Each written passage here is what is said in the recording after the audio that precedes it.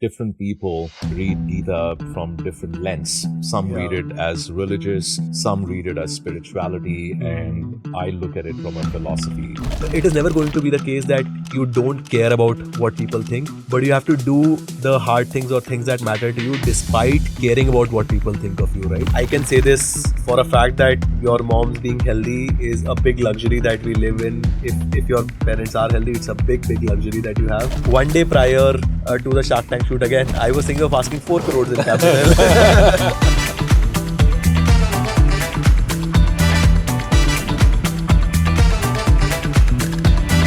Hi Sahil, welcome to Disruptor Den. I'm Ratnesh, founder and CEO at Pidge. We are an accessible technology company that is making logistics better by providing a unified platform to all kinds of businesses. And welcome. Thank you so much, Ratnesh, for having me as a part of the podcast. Super excited to be, sharing my journey with you and, be discussing things with you as well. Yeah. So Sahil, you are known as the person who did not accept the shark deal. Yeah. Let's start with that. Yeah. We all know what happened. We all saw it. We all have our opinions on it. I really want to know, how did you feel at that point in time when your company was valued at 1/10 of what you were thinking? How did you feel? So fun fact, actually, I was pitching on Shark Tank on day 1 of Shark Tank shoot ever. Oh, in really? India, right? So I was actually shooting on the first day and I was the third founder pitching, and nobody had a good idea about, how the pitching is going to go exactly, and, how much are the sharks going to really value. So there was no baseline as such. Yeah. When I, and there is no scripting as such in Shark Tank, unlike what a lot of people think. So when I actually went on to ask for a certain valuation, in all honesty, because I hadn't raised capital by then, my valuation numbers might have sounded a little over the top, but in all honesty, I didn't have a lot of idea about how to kind of value a company in good detail, right? But because I had spoken to a couple of investors, so I did know a certain number that would be comfortable, and I also had a good idea about how much capital I want to raise to at least last an 18 to 24 month runway, right? So I was slightly taken aback when they said, when they quoted a certain valuation.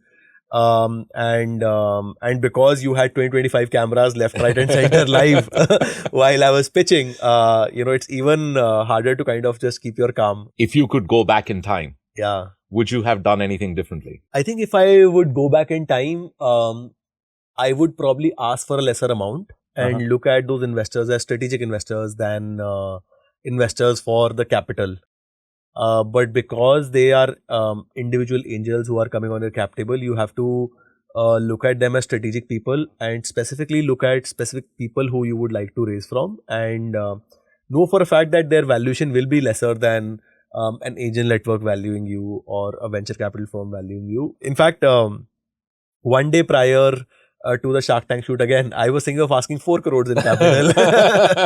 I tapered it down just on the day of the shoot that maybe 4 crores is a lot for just somebody committing on TV straight up, right? So ask for lesser and look for people more than their capital as well, right? So that's what I would probably do if I were to go back again. Yeah, no, very interesting. Yeah. So you're in a very interesting space. I mean, health, well-being, wellness is a really, really interesting space. And it's kind of like a space which is, there's a lot of awareness around it. Yeah. But there's a lot of celebrity driven, there's a lot of other apps, and you got cricketers and you got Bollywood and you got even spiritual gods who have their own apps and trying to do the same thing. Yeah.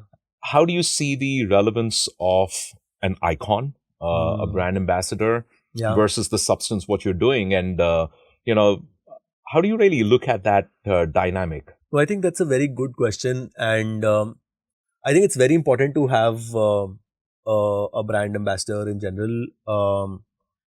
And I think this echoed a lot more when, so I spent the last 1 year studying entrepreneurship from Stanford Seed. And one of the lectures from this professor called Baba Shiv. I've studied from him. I'm a Stanford graduate. So yes. I'm fantastic, right? So in one of his classes, Baba Shiv said that, we are all deeply emotional people, as much as we think we are rational people. But we rationalize the decision that the emotional part of the brain actually takes, right? Yeah. But having a brand ambassador or a founder having a good story in the first place is a great way to, from a technical standpoint, lower customer acquisition costs, have higher retentions, and your sales cycle or your product cycle being more of a nudge than a push, push kind of a thing, right? Right. Not taking away from the fact that product is just as important, but solving for a good brand ambassador, or solving for brand, or solving for story of why you're building what you're building is just as important as well. Just to kind of target the emotional side of the brain for the person, basically. I mean, you talked about story, and I want to just digress before we come back to it. Your story is really, really compelling.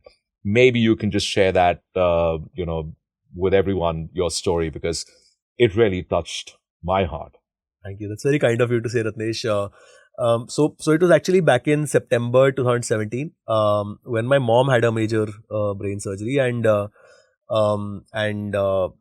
doctor said that you really need to take good care of her to make sure that she stays healthy in the long run, basically, right? And prior to this, I had been a computer science engineer from NSIT, had good backend development experience and product management experience in startups, like Travel Triangle is where I was working. Right. And my path towards my work was very clear that I want to continue growing in my product management career. I was obviously drawing a fat paycheck, had even better offers at all times, right? So, things were, I did have a good sense of clarity. I had an entrepreneurial mindset, but at that point in time, I was just looking to grow further in my career. Right. The moment this happened, I remember this was 17 September 2017. I was just 25. I turned 25 on my 11 September was my birthday, and 17 September, my mom had a major brain surgery, and both my sister and I had to take an indefinite break from work. And I was off my job for good 9 months to read about healthcare, to take care of her. And my healthcare knowledge was so bad that I used to hate biology till class 10, right? I was like, I was just craving for class 10 to end so that I could get done with biology and study physics, chemistry, maths, right? Right.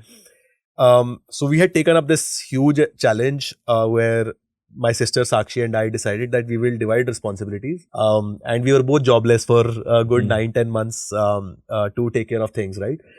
From somebody hating biology in class 10, taking a degree in nutrition was a big leap. So, so it was at that point in time I kind of realized that it's not just a brain surgery, but chronic disease management in general is a good space. Obviously, US healthcare was the one that gave me perspective, but I realized that solving for integrative and personalized care is a good space to kind of double down on, right? Absolutely. And then we started Livofy, now Keto India, then as an Instagram page. We just opened it up for plans at that point in time. It was just a Google form to which I quit my job. Right. And then I think I'm very grateful that we've come so far. Let's just kind of like move on to your writing. Yeah. And I know that one point in time you were kind of like in the open mic. Yes. Tell me your favorite joke. Let's lighten this up. So I think I used to do open mics from my phase from when I moved on from college. Right. When I was like 21, 22. I used to do a lot of theater from 18 to 21, 22. When I was in college, I used to do a lot of public speaking, debating, theaters, business plan competitions. I was very active in these 3-4 circuits. But after I started working, I think these things began taking a backseat because you can't do theaters as much as you'd like because it's a more collaborative skill set. Right. So I think organically in my 4th year of college, I started writing, and my writing started getting a good amount of traction. Quora was big that then. So Quora was getting a good traction. And when you say writing, was this short stories? Was this poetry? What kind of writing? So I think I started writing. The first thing that I wrote was 10 things to do in college life in my 4th year of college, and this was on Quora. I'm going to come to that later. Yeah, yes, but let's hear that. Yeah, so I think when I was working, I would write in the cab on my way to the office and on my way back. Right. And my first poem that I wrote, my first audience was my cab driver, right? And luckily he stopped the car and clapped for me. Oh, wow. Which So city was this in? this was actually Delhi to Noida and back. Okay. So he actually stopped the car and clapped, and he was like, maybe wow, like I think my first audience likes it. So I thought I'd maybe double down on it. Yeah. And The prototype worked. yeah, the MVP kind of worked, right? And I think those little encouragements made me write more, and more so because I feel that I enjoy expressing in general, and because theater was so collaborative, I felt this was more of a solo art form which I can do by myself. And organically, the open mic circuit was picking up at that point in time. Right. So I thought that though I can't perform on stage as maybe a theater artist or an actor, I can still perform what I write. For sure. So that I think I started doing, and poetry and humor were two things that I would kind of do, and that was just a vent for me to express and grow as a person, basically. Right. So that was a lot of fun. So, as fellow entrepreneurs, as fellow founders of young startups, often you read that being an entrepreneur is a very lonely journey. Yeah. Right. And I'm sure you must feel that as well. I mean, you sometimes feel the world around you is literally non-existent. Yeah. And who do you vent to? So it's important to know that not one person will be your go-to person at all points in time, because they will have their biases. So going to different people at different point in time is what I currently do a lot more. And obviously, I think I take therapy very actively. I think that really helps me out, because I feel that when you just want to vent out everything that your brain has, where you don't expect input but just want to be heard and want somebody to ask you the right questions, their therapy helps me Absolutely. a lot. And there's this very nice line by Naval Ravikant, which is like, your brain is like is a browser with a lot of tabs open, right? Yeah. And it's very important to kind of keep closing tabs one after Exactly. the other. So you're able to kind of acknowledge, if not solve, but at least acknowledge those things, right? So therapy really helps me vent out, and obviously writing helps me vent out. I think reading helps me understand that I'm not the only one going through this, right? So different things help me out at different points in time. So yeah. But venting is very important. So. Oh, for sure. Yeah. So I let's just on the subject of venting. I mean, often one thing has an impact on the other, and a lot of people talk about the work-life balance, and I know it's a very touchy topic with people, but the one thing that I've realized is my life is one. And it's not about the work-life balance, but I need to keep an emotional balance more than anything else. Yeah. More of an IQ, EQ balance. But that's a very challenging part. And coming back to the venting part, I mean, you said if you have a business thing, you go to your Stanford seed, and if it's personal, you go to your friends. But don't you feel that a lot of times the issues are really kind of like overlapping? And is that when you use therapy? And what would be your one, giveaway to anybody who's starting an entrepreneurial, startup or journey? Like what's that, everybody says it's scary. Entrepreneurship, being a founder is scary. You're lonely at the top. It's, forget your work-life balance and all of that stuff. But how do you kind of balance? What would you tell someone or what would you tell yourself 4 years back? See, I think if I were to kind of tell an entrepreneur who's looking to start, or if I were to tell maybe myself in terms of what I would do 4 years back, I would probably say that you very rightly said that your life is one. And I think for a very long time, I was always trying to make sure that whether it's your relationship with your friends, relationship with your family, relationship with yourself, or relationship with work. A lot of times they say once you become a founder or you have a young startup, you don't have friends anymore. So I'm glad to hear you still have friends. Yeah, I do have friends, but what I'm of the opinion is that these 4 pillars that there are, if you are looking for exponential gain in one part of your life at a certain point in time, Yeah. it is going to demand some lack of balance in that aspect at that duration. Right. Doesn't mean that the other aspects are not as important, but you might have to sprint in that aspect of your life for some time, Right. and then zoom out, rest, and then heal other aspects of your life. Where Right. so, for example, if say for example you're somebody who's say for example looking to date or looking to get married, for example, then that part of your life is going to demand you to really put yourself out there, meet people, right? And that is going to need significant time, energy, and headspace as well, right? Which will, no matter how hard you try, will come at a cost of some aspects of your life taking a bit of a hit, basically, right? For sure. So as much as it's important to be balanced emotionally, but it's important to also realize that you will have a lack of balance in other aspects of your life, right? So what will happen is that when you're actually traversing a 0 to 1 product journey, those 8 hours will suddenly go to 14 hours, right? Precisely. And then suddenly either your workout is getting missed or your family time is getting missed, right? And it's either your health getting affected or your family life getting affected, right? So as a first time founder, maybe I feel that it is needed to do that, but I think but you should just know that you will have a lack of balance, and it's okay. It's okay for you to have that, because you're doing it for the first time and the number of unknowns are so high, right?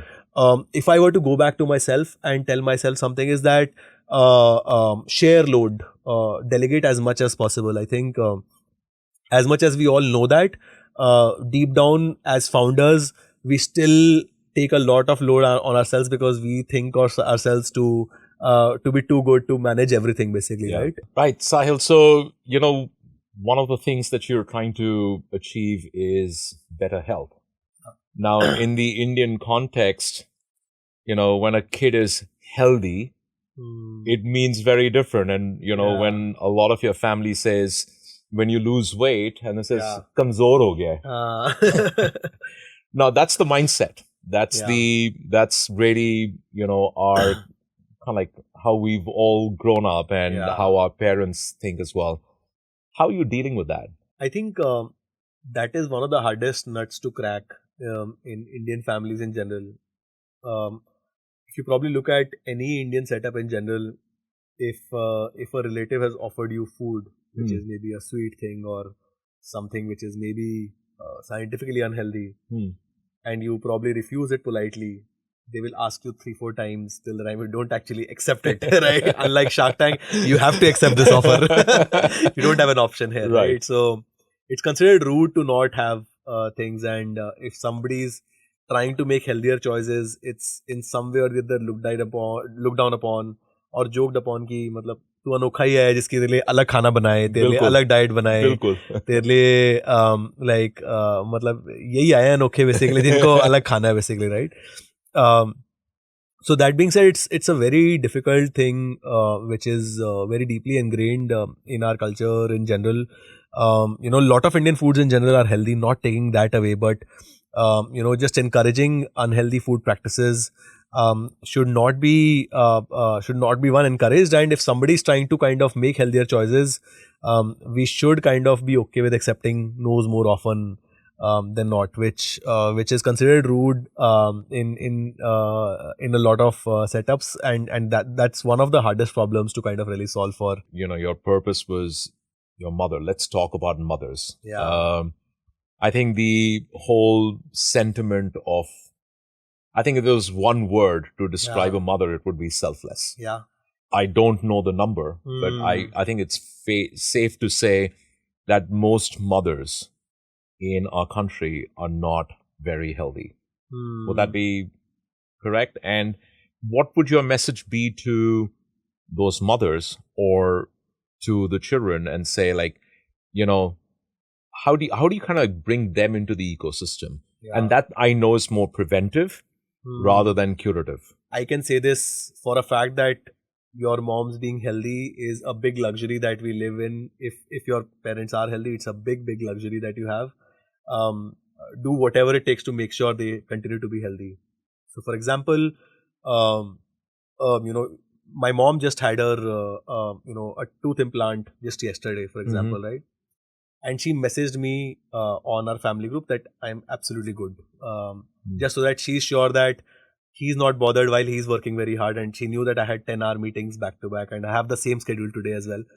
But she didn't want me to be bothered while I was away, right? And the moment I called her and I heard her briefly, I knew she was in pain.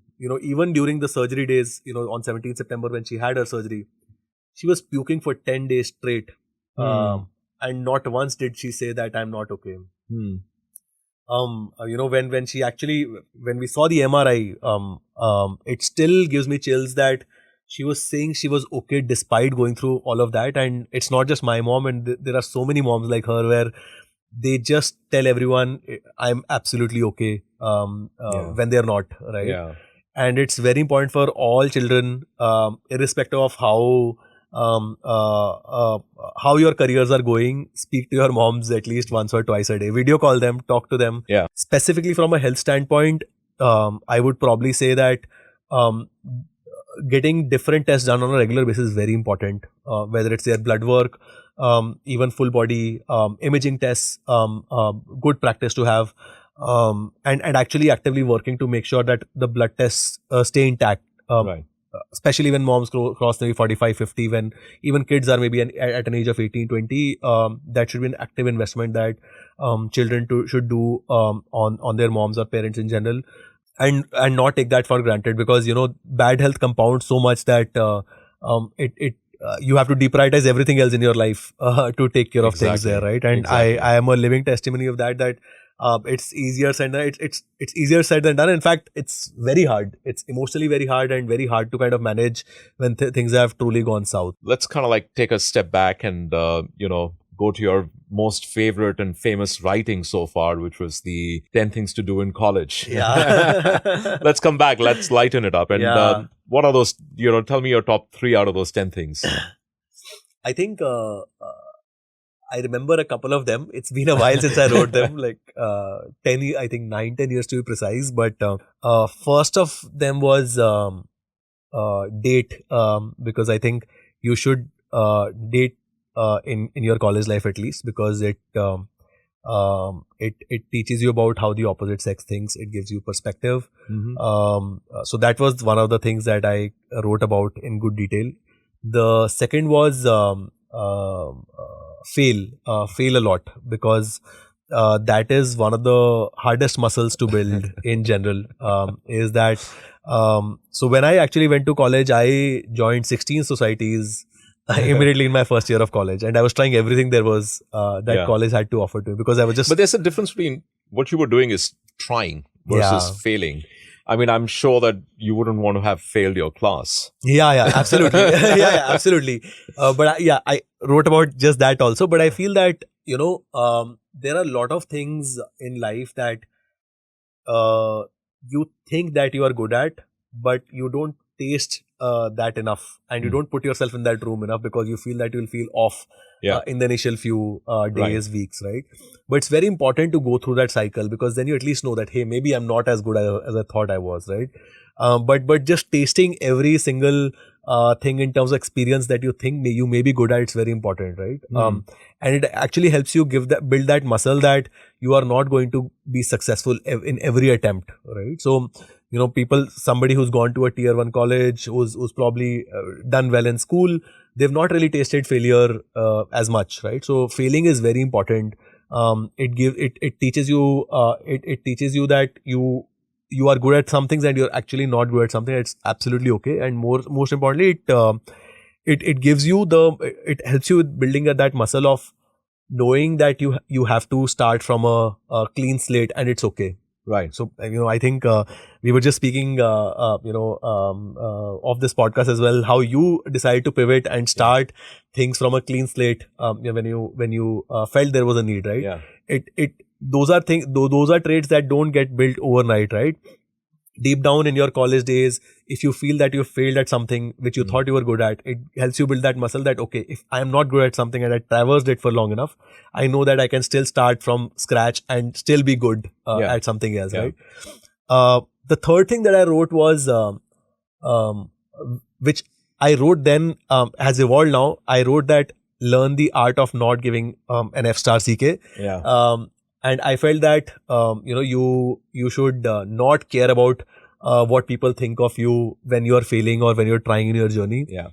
But and that's what I wrote at that point in time. But as I've grown as a person the last couple of years, I've realized that it is never going to be the case. It is never going to be the case that you don't care about what people think, but you have to do the hard things or things that matter to you despite caring about what people think of you, right?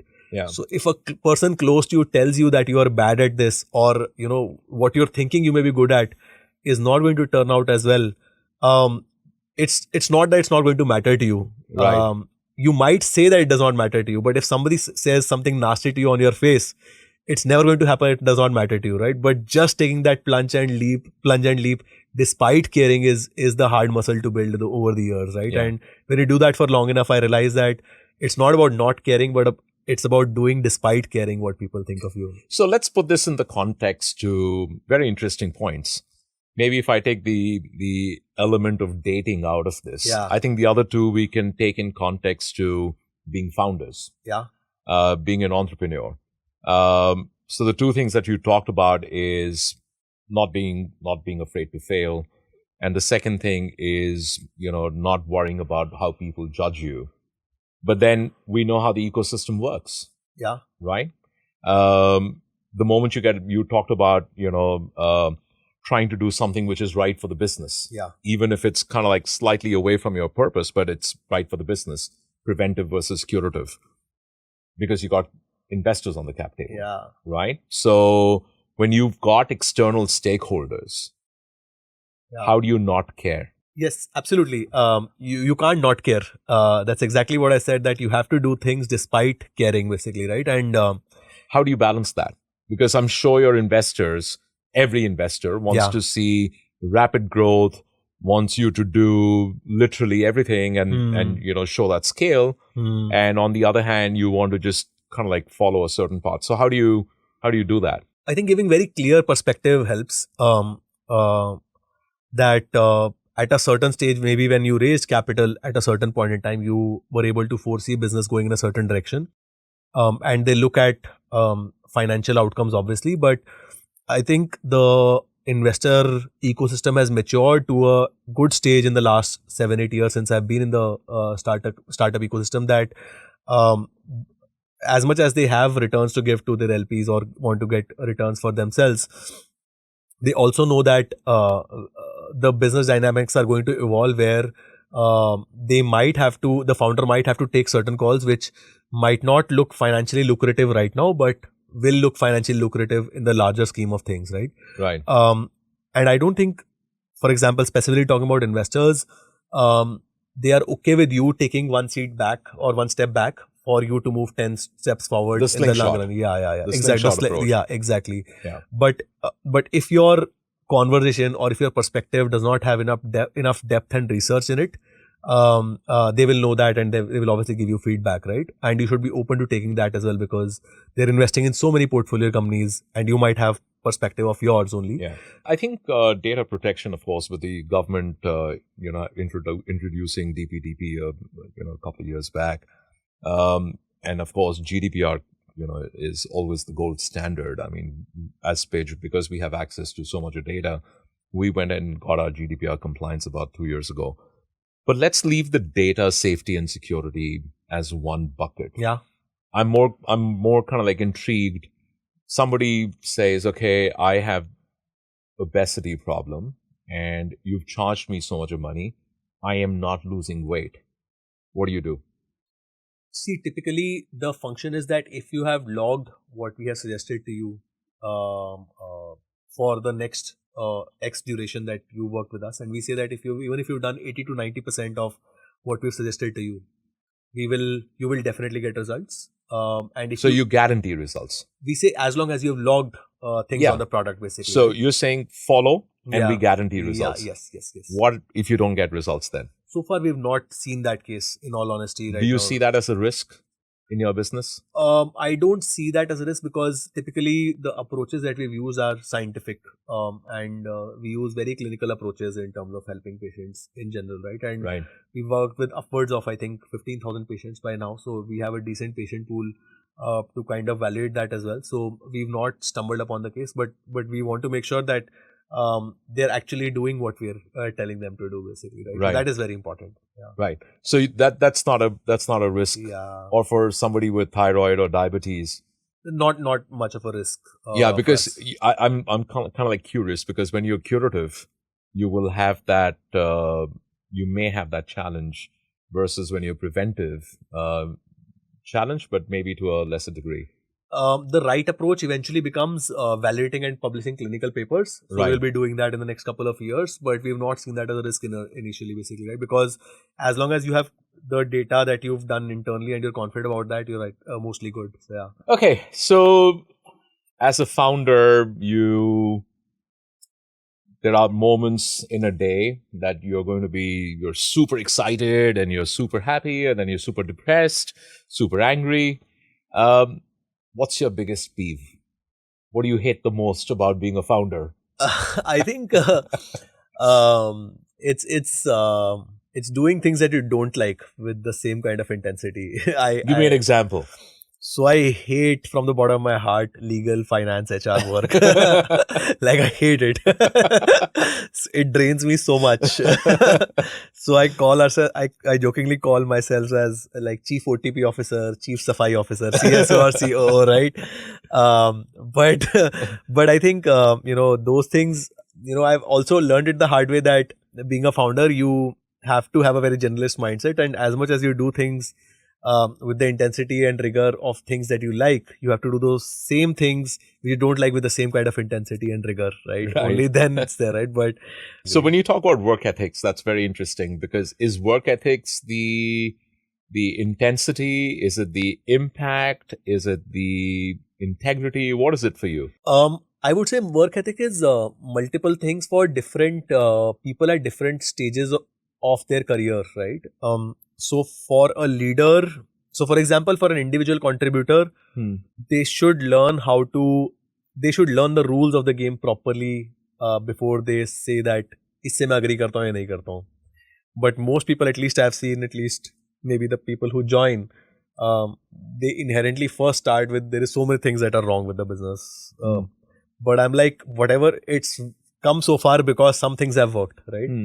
And as much as I understand there are things that you have opinions about, but I want you to get your hands dirty in terms of learning exactly what I tell you first. Give me your opinions. I will take that. Be very critical of me, but execute properly. So for an individual contributor, its work ethic is learning how to execute very well. The problem is that a good individual contributor will not necessarily make a good manager, and a good manager will not necessarily make a good leader. The problem is because a person who has learned how to execute well, the problem is that when they go to a managerial role, they think that now somebody else has to execute and I just have to tell them what needs to be executed and then I will get out of my picture. It's very bad managerial practice, right? I think there's this very famous line by Steve Jobs that the best managers are the greatest individual contributors who stop being individual contributors because they could not find anybody else to manage just as well, right? So a role of a manager is about not just delegating tasks and getting off it. And I've seen too many managers doing a terrible job at it, especially even in my organization as we speak, is because they just feel that काम delegate कर दिया, अब हम chill करेंगे या फिर अब हमने delegate कर दिया. But the thing is about knowing what needs to be done next, keeping people motivated, going into nitty-gritties of individual contributors' life to understand what's going right, what's going wrong, doing analytics, doing research, right? And those are things that it's not the founder's job to always tell you. Sometimes these are unsaid things that good managers have to learn, and that is work ethic for a managerial role. Sure. And for a leadership role, it's going outside of business, being very critical of the business. Those are the ones who actually have to truly question, what's going wrong in the business, basically, right? So, I think a lot of people go wrong, and that I think is a big, like, those are things that make me feel sad or angry sometimes. So, yeah. You were reading Gita? Yes. Is that right? Yes. Is this the first time you're reading Gita? Yes. I'm listening to Gita. I have purchased Bhagavad Gita as it is as well, but I'm listening to every chapter of Bhagavad Gita. So yeah. And how much have you heard through right now? I think I'm at chapter 7 or chapter 8. Okay. And I think it's very deep spiritual knowledge, and you do really find answers. I think it's not so much a religious text than it is a spiritual text. So, right.